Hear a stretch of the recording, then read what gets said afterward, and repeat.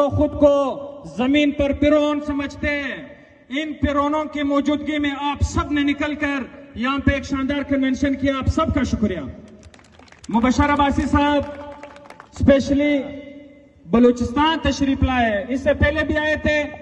اب جب دوبارہ ہم نے انہیں کہا ہے کہ ہم بلوچستان میں نوجوانوں سے آپ کا انٹریکشن کروانا چاہتے ہیں، تو انہوں نے کہا کہ آپ جب ہمیں بلائیں گے انشاءاللہ تعالی ہم اسلام آباد سے چل کر بلوچستان آئیں گے، کیونکہ بلوچستان کے لوگ جو عمران خان سے محبت کرتے ہیں یہ سب سے زیادہ کرتے ہیں. مجھے اور میرے بلوچستان کے نوجوانوں پہ 70 سال سے ظلم اور بربریت ہو رہا ہے. بحیثیت پاکستان تحریک انصاف کے کارکن ہم 3 سالوں سے جو ظلم برداشت کر رہے ہیں. آپ سب نے دیکھا کہ ہمارے گھروں کی چادر اور چاردیواری انہوں نے تقدس پامال کیا، ہمارے خواتین کے گریبانوں میں ہاتھ ڈالے، ہمارے نوجوانوں کو انہوں نے زخمی کیا. آپ کو پتا ہے میرے بلوچستان کے نوجوانوں، جب ہم اسلام آباد پہنچے تھے ہمارے ساتھ کیا ہوا تھا؟ سامنے سے میرے ملک کے بزدل اور بے غیرت فوج کھڑی تھی، انہوں نے ہمارے سروں میں گولیاں ماری تھی. کیا ہم سب اس ظلم کو مزید برداشت کرتے رہیں گے یا اس ظلم کے خلاف آواز اٹھائیں گے؟ آپ مجھے بتاؤ میرے بلوچستان کے نوجوانوں، جو ظلم اور بربریت یہاں پہ بلوچستان میں ہو رہی ہے. ڈاکٹر مارنگ بلوچ جیسا خوبصورت آواز بلوچستان کا، وہ ایک سیاسی آپ کو شعور دینے کے لیے نکلی تھی. انہوں نے بلوچستان کے نوجوانوں کو کہا ہے کہ آپ اپنے حق کے لیے آواز اٹھائیں. کیا قصور ہے آج ان کو پچھلے 5 مہینوں سے ان کو پابند سلاسل رکھا ہوا ہے؟ کیا قصور ہے ان کے نوجوان ورکرز کا جو ان کو چن کر گرفتار کر رہے، ان کو ایسے جگہوں میں شفٹ کر رہے کہ نہ عدالتوں میں پیش کر رہے، نہ ان کو یہ جو ایک تو 26ویں آئینی ترمیم کے بعد عدالتوں کی بھی کوئی وقت نہیں رہی ہے، سارے ٹاؤٹ ججز کو اٹھا کر اوپر بٹھا دیا ہے. اور پتہ ہے آپ کو کل انہوں نے اور کیا سازش کی اس ملک کے ساتھ؟ انہوں نے 27ویں آئینی ترمیم لا کر پیش کر دیا ہے. 27ویں آئینی ترمیم کا مقصد میں اور آپ جو یہاں پہ بیٹھے ہوئے آزاد سانس لے رہے یہ بھی اختیار ہم سے لینا چاہتے ہیں. وہ جو ایک ذہنی مریض بیٹھا ہوا ہے اسلام آباد میں، آپ سب کو پتا ہے کہ اس نے میرے لیڈر کو پچھلے 3 سال سے پابند سلاسل رکھا ہے بغیر کسی جرم کے.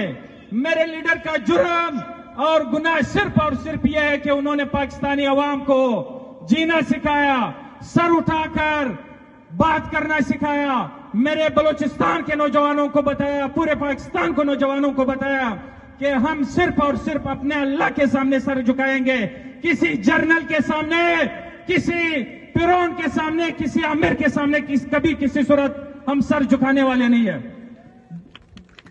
بلوچستان کے نوجوانوں، آپ اب سب ایک وعدہ کریں، زندگی اور موت میرے رب کے ہاتھ میں. اگر ان جرنیلوں کے ہاتھوں ہمارے موت لکھی گئی تھی تو ہم اس سے بھاگنے والے نہیں. انشاءاللہ تعالی ہم گولیاں سینوں پہ کھائیں گے، کبھی پیٹھ پر نہیں کھائیں گے انشاءاللہ تعالی.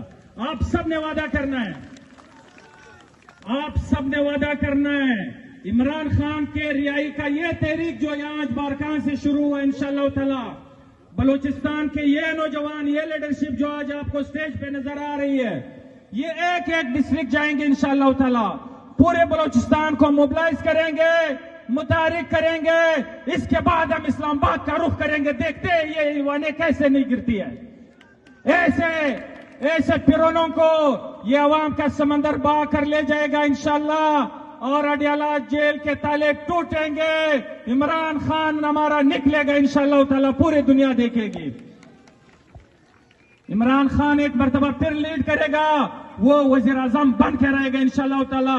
انہی جرنیلوں نے ان کو دوبارہ سلوٹ کرنے ہوں گے انشاءاللہ تعالی.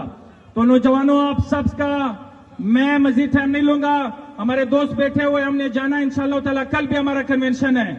میں نصیر آباد کے نوجوانوں سے کہنا چاہتا ہوں، آپ سب نکلے، غلامی کی زنجیریں توڑ دے.